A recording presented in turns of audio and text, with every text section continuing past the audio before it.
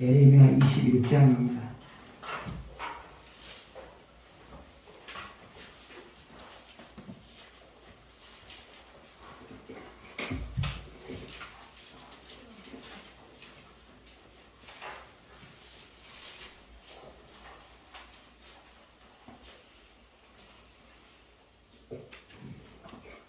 (1절) (2절) 같이 읽으시고요. 또 나머지는 설교하면서 읽도록 하겠습니다. 1절, 2절 같이 읽겠습니다. 여호와께로부터 에레미야에게 말씀이 임하니라. 시드기야 왕이 말기야의 아들 바스hul과 제사장 마아세야의 아들 스바나를 에레미야에게 보내니라. 바벨론의 느부갓네살 왕이 우리를 친히 청컨대 내는 우리를 위하여 여호와께 간구하라. 여호와께서 혹시 그의 모든 기적으로 우리를 도와 행하시면 그가 우리를 떠나리라 하니. 아멘. 잠깐 기도하겠습니다.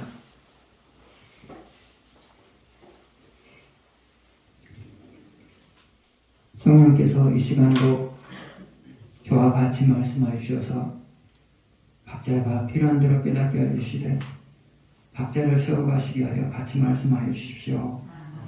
예수님의 이름으로 기도드렸습니다. 아멘. 한정근 사모 부부가 2008년도에 부천에서 개척을 했습니다. 그런데 개척할 만한 자금이 없으니까 자기 집에서부터 시작을 했습니다. 그런데 개척 멤버 중에 한 사람이 경기도 양주에서 경기도 부천까지 출석하는 사람이 있었습니다. 전철을 타고 오면 한 2시간 걸리고요. 자가용으로 오면 1시간 정도 걸리는 거리예요.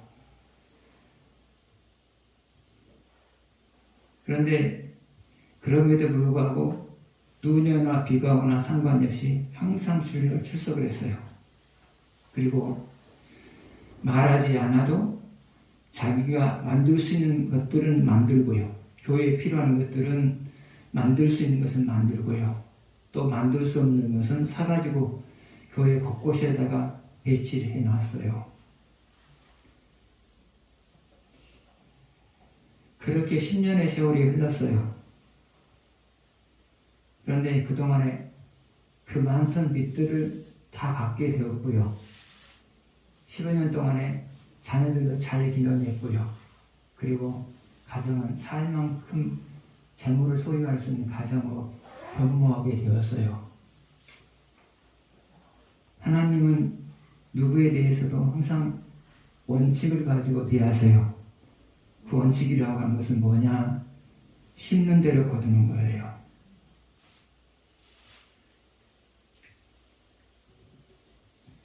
심는다고 해서 금방 거두어지는 것은 아니에요. 어떨 때는 금방 거두어지는 것도 있지만 어떨 때는 많은 시간들이 필요할 때가 있어요. 그러나 분명한 것은 반드시 심는 대로 거둬요. 심는 대로 거둬요. 그래서 여러분 잘 심으셔야 돼요. 오늘 결과가 보이지 않아도, 오늘 결과가 보이지 않아도, 내일 결과가 보이지 않아도, 모레 결과가 보이지 않아도, 아니 오랫동안 결과가 보이지 않아도 좋은 것을 심으셔야 돼요. 하나님 앞에 좋은 것을 심으셔야 돼요. 좋은 것을 심다 보면 어느 순간에 결과가 여러분에게 돌아오게 돼요. 유다는 잘못된 것을 심었어요. 잘못된 것을 심었어요. 그러면서도 적어도 나라는 망하지 않겠느냐, 망하지는 않지 않겠느냐, 그런 안이한 생각 속에서 살았어요.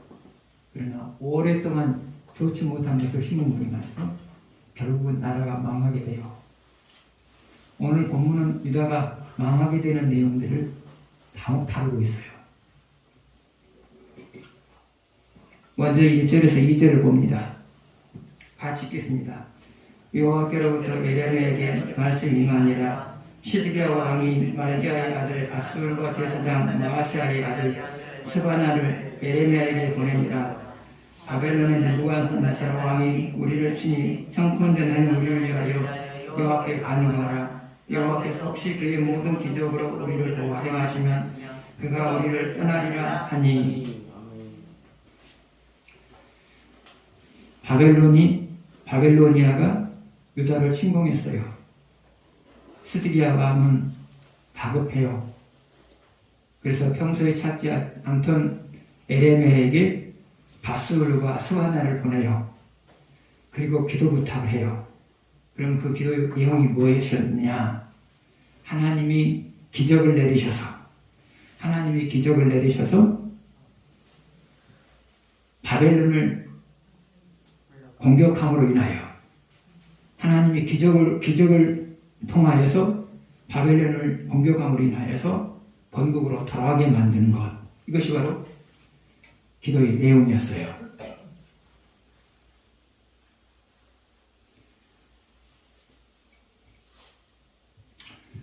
그런데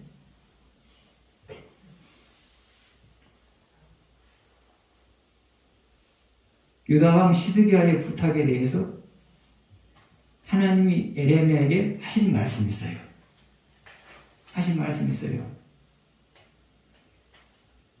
핵심은 그거예요.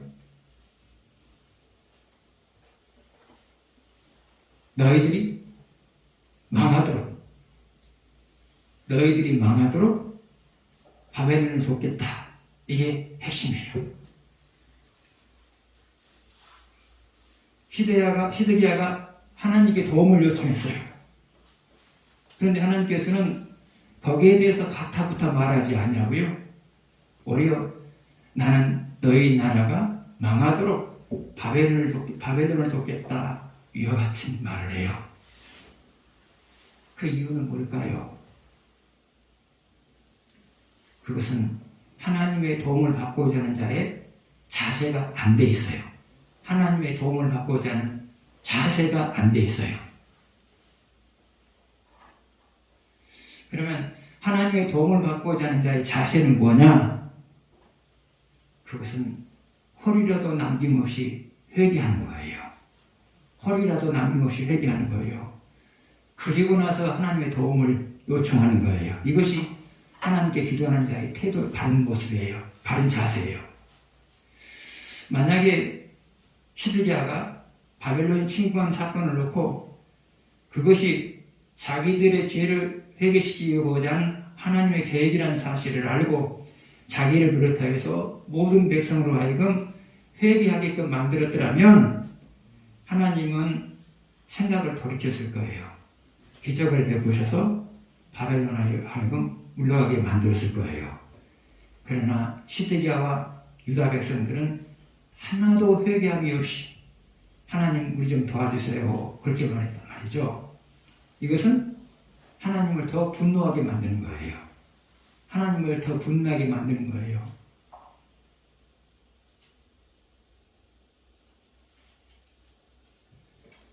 여러분 역시도 마찬가지예요. 하나님의 도우심을 요청할 때는 반드시 선결해야 될 것이 있어요. 그것이 뭐냐? 홀이라도 남김없이 회개하는 거예요.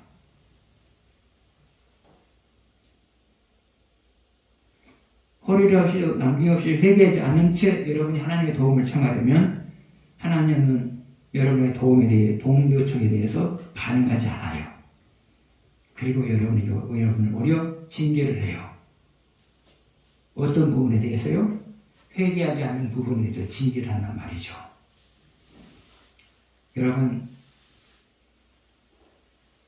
회개하지 않으면 기도를 해도 징계를 받아요. 좋은 일 있게 해달라고 기도를 해도, 인생의 문제를 해결해달라고 기도를 해도 징계를 받는단 말이죠. 그래서 여러분, 하나님의 도우심 요청보다 항상 앞서야 될 것이 뭐냐? 그것은 홀이라도 남김없이 회개하는 거예요. 그러셔야 돼요.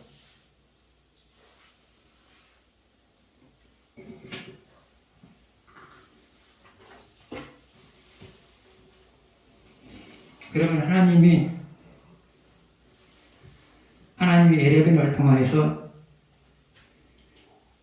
유다를 망하게 하는 구체적인 망하게 하기 위한 구체적인 내용은 무엇일까요?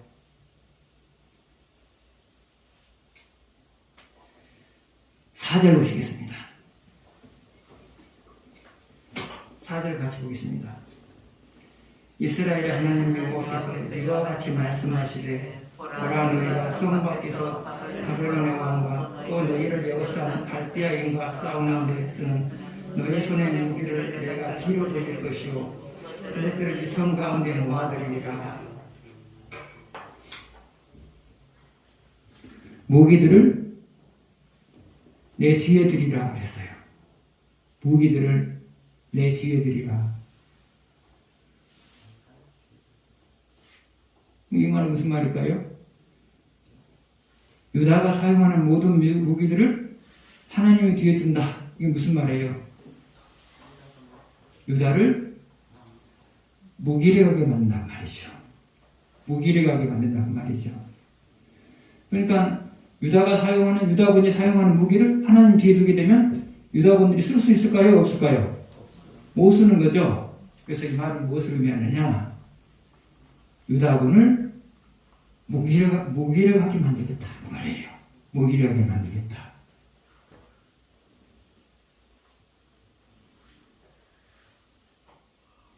여러분 역시도 마찬가지예요.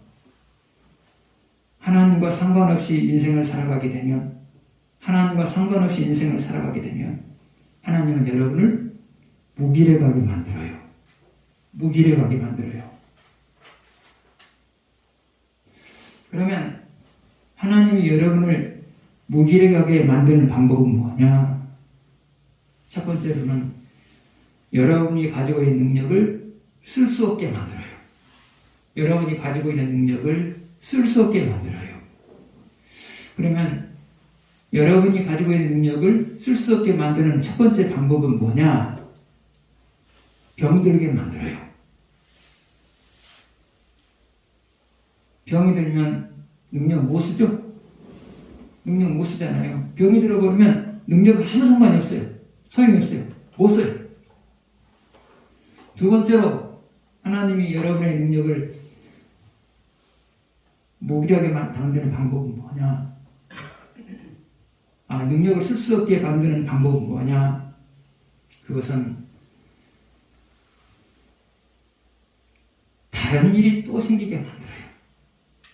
다른 일이 또 생겨서 그 일에 능력을 집중하지 못하도록 만들어요. 그 일뿐만 아니라 다른 일이 또 생김으로 인하여서 자기가 가지고 있는 능력을 한 곳에 집중하지 못하도록 만들어요. 그럼 무기력해지는 거예요.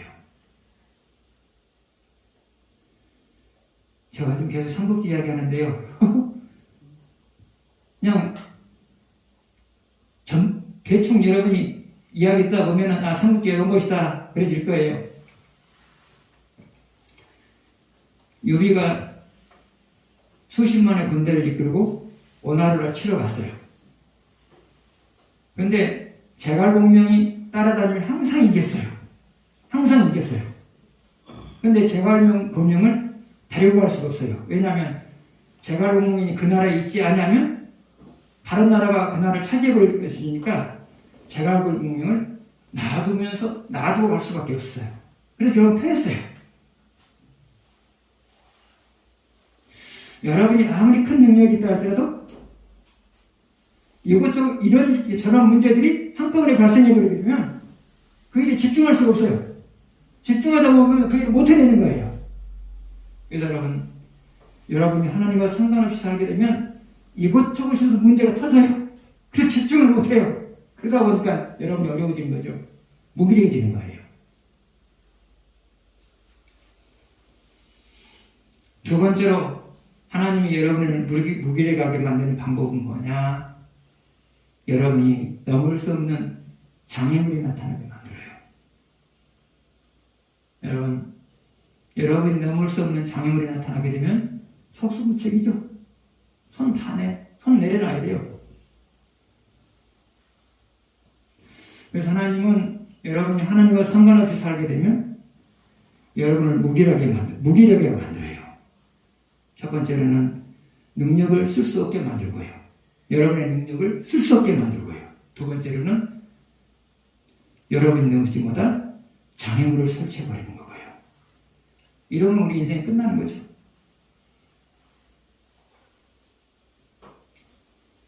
그러나 여러분이 하나님의 말씀을 근거로 살아가게 되면 어떤 상황에서도 형통해요.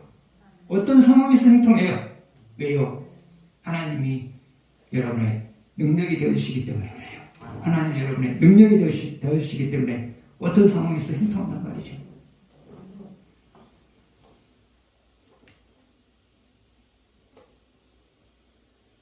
두 번째로 하나님이 이스라엘 멸망시키기 위해서 하는 일은 뭐냐?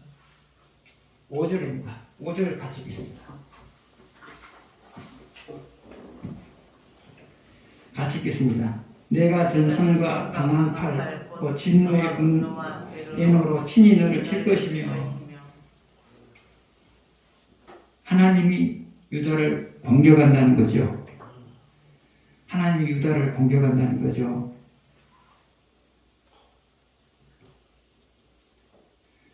우리는 하나님이 나를 도와주지 않는다 그 말은 써도 하나님이 나를 공격한다는 말은 잘 안 쓰죠. 근데 성경은 그렇게 말하고 있잖아요. 하나님 그렇게 말하고 있잖아요. 나는 너희들을 칠 거다. 나는 너희들을 공격할 거다. 말하고 있잖아요.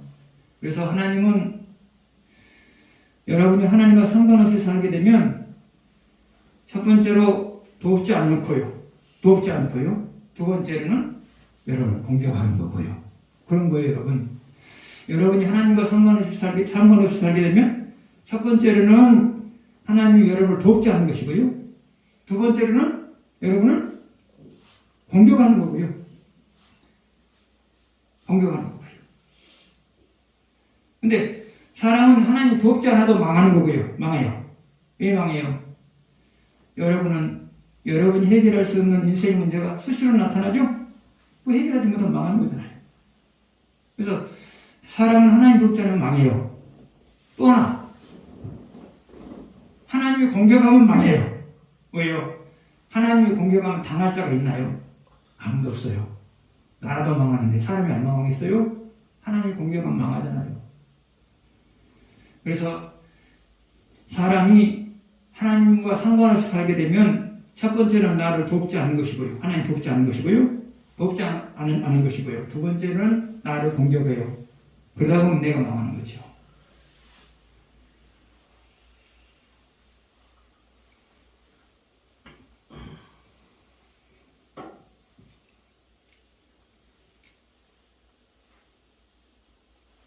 하나님의 사랑에 대해서 늘 감사하면서 살아야 돼요. 우리는 하나님의 사랑에 대해서 늘 감사하면서 살아야 돼요. 반면에 한편으로는 하나님을 두려워할 줄도 알아야 돼요. 두려워할 줄도 알아야 돼요. 이 두 가지를 다 생각하시면서 사셔야 돼요. 한편으로는 하나님의 사랑에 대해서 감사하고요.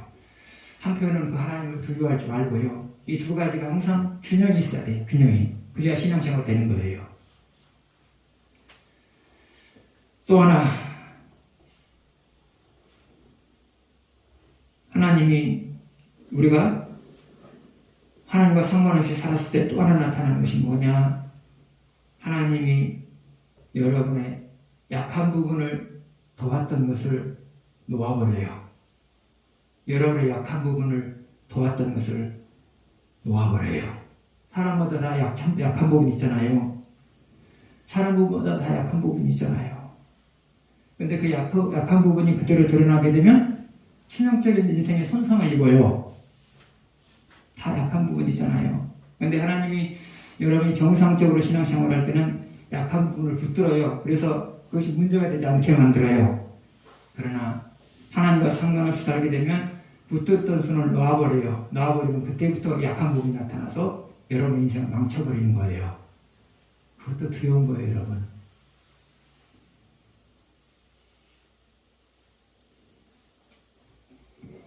그러나 여러분이 말씀을 근거로 살아가게 되면 하나님은 항상 나를 돕는 자가 되세요. 항상 나를 돕는 자가 되게 하세요.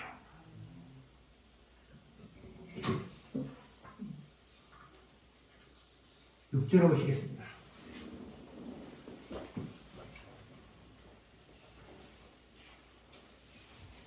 같이 읽겠습니다. 내가 또 사람이나 짐승이나 이 성에 있는 것을 다 치리니 그들이 큰 전염병에 죽으리라 하셨다 하라.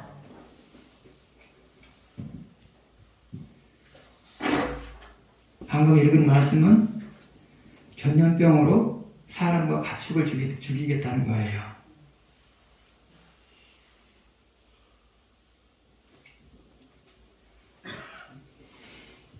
오늘날도 마찬가지예요. 그리스도인들이 하나님과 상관없이 살게 되면 하나님은 사람도 죽이고 전염병으로 사람도 죽이고 가축도 죽여요. 지금 시대가 그런 시대잖아요. 전염병으로 가축들이 얼마나 많이 죽어갔어요. 떼죽음을 당했죠. AI냐 뭐냐 졸음폐자 인플루엔자냐 또 뭐냐 아무튼 전염병으로 인해서 가축들이 떼죽음을 당했잖아요. 그리고 지금 코로나로 인해서 사람들이 많이 죽어가고 있잖아요. 전염병으로 가축들이 죽어가고 사람들이 죽어가고 있어요. 이것이 뭐냐?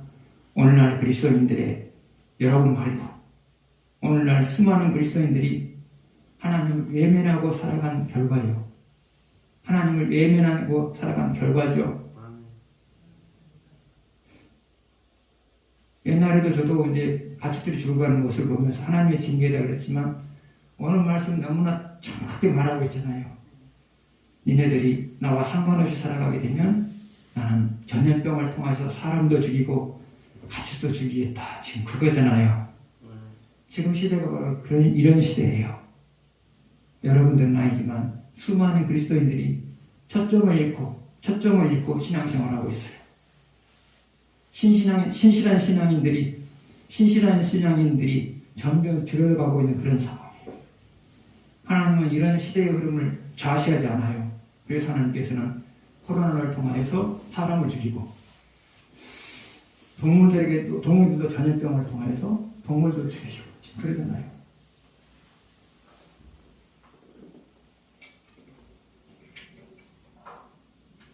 그러나 우리들이 이런 가운데에서도 우리가 하나님 말씀을 근거로 살아가게 되면 나도 건강하고 내 소유의 가축들도 건강하고요. 하나님은 공동체를 징계하면서도 의롭게 살아가는 사람들은 특별하게 관리하세요. 하나님은 공동체를 징계하면서도 대다수가 하나님과 상관없이 살아가고 있는 공동체를 징계하면서도 또 말씀을 근거로 살아가는 사람들은 특별하게 따로 관리하신단 말이죠. 지금 그래요. 코로나 시대는 바로 모든 그리스도인들 안 믿는 사람은 젖혀놓고요. 하나님 안 믿는 사람 가서 못 써요. 이건 안 믿는 사람의 문제가 아니고요. 이 코로나는 안 믿는 사람의 문제가 아니에요.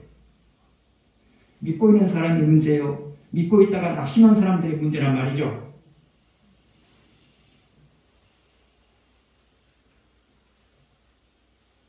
그러면서도 하나님은 이 가운데서 말씀을 근거로 살아가는 사람들은 특별하게 관리하세요. 공동체에 임한 징계로 인해서 해를 입지 않도록 특별하게 관리하신단 말이죠. 여러분, 공동체 홍수심판이 있었지만 노아의 가족은 특별하게 관리했잖아요. 코로나 시대는 기독교 공동체가 타락함으로 온 결과란 말이죠. 그럼에도 불구하고 그 가운데서 말씀을 근거로 살아가는 사람들에 대해서는 하나님이 특별하게 관리해요. 특별하게 관리한단 말이죠. 그래서 여러분들은 코로나 시대에서도 말씀을 근거로 살아감으로 인하여서 하나님이 특별히 관리해 주시는 그런 대상들이 되어야 된다 그 말이죠. 실제로 보시겠습니다. 같이 보겠습니다. 여호와의 말씀이니라. 그 후에 내가 이가왕 시리아와 그의 신하들과 백성과 및 이 성읍에서 전염병과 칼과 기근에서 남은 자를 바벨론의 느부갓네살 왕 우성과 그들의 원수의 손과 그들의 생명을 찾는 자들의 손에 넘기리라. 그가 칼날로 그들을 치되 죽은 여기지 아니하며 분이 여기지 아니하며 이상 여기지 아니하려 하셨느니라. 자, 하나님은 칼날을 통하여서, 전염병을 통하여서, 기근을 통하여서 유다 사람들을 죽였어요. 누가 죽였다고요? 하나님이 죽였어요. 하나님이 죽였단 말이죠. 그리고 그 세 가지 환란에서 그 세 가지 환란을 면하고 살아있는 사람들은 어떻게 한다고 그랬어요? 셋째 보세요. 셋째 줄, 아니, 뒷부분 보죠. 그들의 생명을 찾는 자들 손에 넘기리니, 그렇죠. 손에 넘기리니. 손에 넘기리니. 그러니까 칼과 기근과 전염병을 통하여서 전염병이 있었지만 그 중에 살아남은 사람들이 있었단 말이죠. 그 사람들은 또 바벨론 사람들의 손에 넘긴다고 말이죠. 넘긴다고 하는 것은 무슨 의미일까요? 그들의 처분에 맡긴다는 거죠. 그들의 처분에 맡긴다는 거죠. 근데 보편적으로 남은 사람들은 어떻게 했느냐? 유다에 남아있으면서 이전보다 훨씬 고통스럽게 살았고요. 또 어떤 사람들은 바벨론으로 끌려가서 또 고통스럽게 살았고요. 그래서 여기서 말하고자 하는 핵심은 그거예요. 그 누구도 이 하나님께서 하시는 징계에서 벗어날 수 있는 사람이 없다. 그거예요. 그 누구도. 다시 말하면 죄를 지은 사람은 그 누구도 하나님께서 내리는 징계에서 제외될 사람이 없다. 그것을 말하고자 하는 거예요. 너희들이 전쟁을 통하여서 죽음을 면했다고 안심하지 말아라. 기근을 통하여서 살아남았다고 안심하지 말아라. 전염병을 통하여서 살아남았다고 전염병 중에서도 살아남았다고 안심하지 말아라. 다만 너희들은 그것을 면했을 뿐이지 너희들에게도 또 다른 고통이 있을 것이다. 이것을 지금 말하고 있는 거예요. 하나님은 모든 사람의 행위를 다 보고 계세요. 행위를 다 보고 계세요. 그래서 진지할 사람은 진지하는 거고요. 진지한 사람은 반드시 진지하는 거예요. 오늘날도 마찬가지예요. 진지할 사람은 반드시 진지를 해요. 내 삶이 지금 형통하고 있다고 해서 안심할 거 없어요. 내가 말씀을 예매하며 살아가고 있으면 언제 어떤 식으로 내게 징계가 올지 몰라요. 그래서 여러분 항상 회개하지 않는 죄에 대해서 두려움을 가지고 대하셔야 돼요. 8절 9절로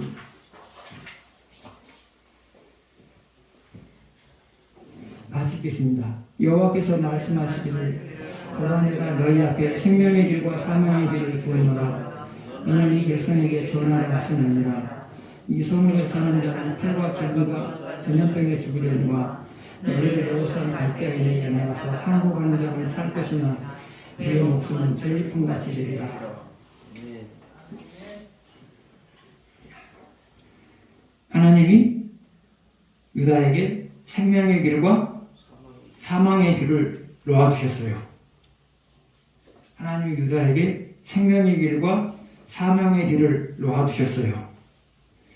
생명의 길이라고 하는 것은 뭐냐? 생명의 길이라고 하는 것은 뭐냐? 유다가 바벨로니아에게 항복함으로 인하여서 사는 거예요. 유다가 바벨로니아에 전쟁하지 않고 항복함으로 인해서 사는 거예요. 이게 바로 생명의 길이에요. 그럼 사명의 길이라고 하는 것은 뭐냐? 유다가 바벨로니아에게 항복하지 않고 끝까지 싸우는 거예요. 이건 사망의 길이에요. 왜 그래요? 전쟁하는 가운데서 군인들이 죽고 민간인들이 죽어요. 그리고 끝까지 싸웠던 것에 대한 보복으로서 얼마든지 민간인들이나 관료들을 죽일 수가 있어요. 그래서 항복하는 것은 생명의 길이었고요. 끝까지 항전하는 것은 사망의 길이었어요.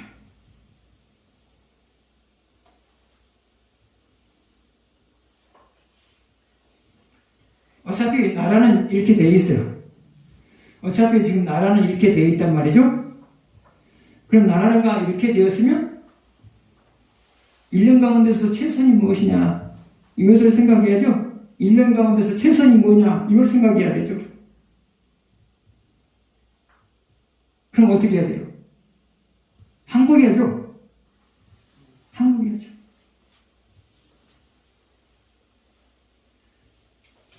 그런데 시드기야는 항복하지 않고 끝까지 항전을 했어요. 그래서 무고한 군인들이 수많은 군인들이 죽었고요. 무고한 백성들이 죽었고요. 자기도 분이 뽑힌 채로 바벨론으로 끌려가요. 항복했으면 이런 일이 없단 말이죠. 하나님 지금 유다에게 최선이 아닌 차선책을 지금 이야기하고 있는 거예요. 항복해라. 항복해라. 그것만이 니네들이 덜 손해를 입을 수 있는 길이다. 항복이라고 생명계를 놔뒀잖아요. 그러면 시드기야 왕이 항복하지 아니하고 끝까지 항전을 한 이유가 뭐냐? 그것은 하나님이 지금 누구의 편인지를 분별을 못하기 때문이에요. 하나님이 지금 누구의 편인지를 분별하지 못하고 있으니까 싸우랬단 말이죠. 지금 하나님은 누구 편이에요? 하나님이 아까 우리 4절에서 5절에서 그랬나요? 칠 것이다. 칠 것이다 그랬잖아요. 내가 너네를 칠 거다. 누구를 통해서 쳐요? 바벨론인을 통해서 치는 거죠. 그러면 지금 하나님 누구 편이에요? 바벨론 편이죠. 그러면 유다가 아니 시드기야 왕이 이건 최선이 뭐예요? 하나님이 바벨론 편이 되었으면 이제 항복해야죠. 지도자가 어리석어서 수많은 군인들과 수많은 백성들을 죽인 거예요. 지도자가 어리석어서요.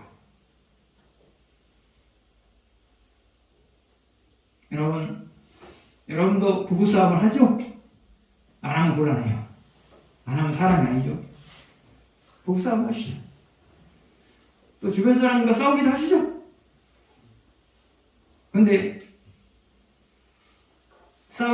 계속 싸워야 되느냐? 아니면 항복해야 될 것이냐?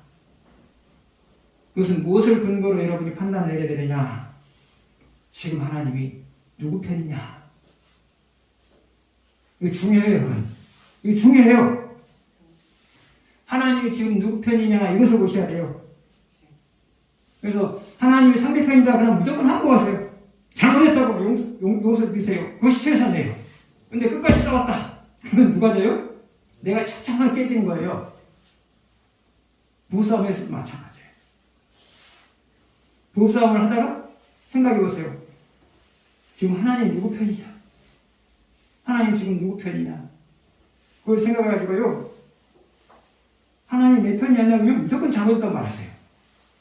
그러셔야 돼요. 안 그러면 하나님 누구를 공격하겠어요? 나를 공격하지. 그런데 또 하나님 내 편이 있을 때 어떻게 해야 돼요? 그때는 끝까지 싸우는 거예요.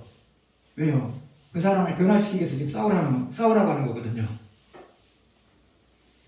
남하고 싸울 때도 마찬가지예요. 싸우다가 한번 돌아보세요. 하나님 지금 누구 편이냐? 하나님 누구 편이냐? 내 편이냐? 상대방 편이냐? 상대방 편이면 여러분이 사과하세요. 그래야 여러분이 덜 창피를 당해요. 안 그러면 끝까지 가면 여러분 더 창피를 당해요. 그래서 여러분 항상 싸울 때마다 하나님이 누구 편이냐? 이것을 분별하셔야 돼요. 여러분 싸워야 될 때가 있단 말이죠. 부부끼리도 싸우는 거고요. 또 사업하는 사람, 거래하는 사람하고도 싸워야 될 때가 있고, 또 삶 현장에서 만나는 사람들과 싸워야 될 때가 있고요. 그러나 항상 하나님이 누구 편이냐, 내 편이냐, 상대 편이냐 이것을 구분을 하셔야 돼요. 그래서 내 편이면 싸우는 거고요.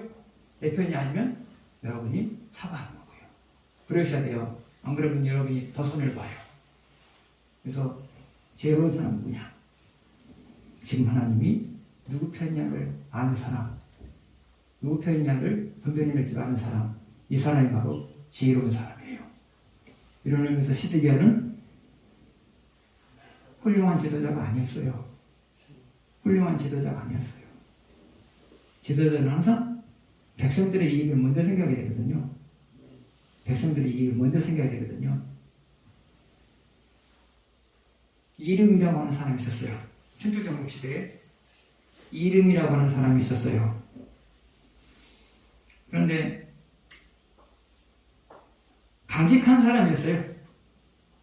근데 이제 장군이란 말이죠. 그런데 북쪽에 있는 군대와 나라와의 싸움을 하다가 포위당했어요. 병사들이 5,000명이 포위당한 병사들이 5,000명이란 말이죠. 끝까지 싸울 수도 있어요. 그러나 끝까지 싸우면 누가 죽어요? 자기 한 사람 죽는 건 괜찮아요. 그 5,000명이라는 병사들이 죽는단 말이죠. 그래서 결국 항복을 하죠. 항복을 하죠.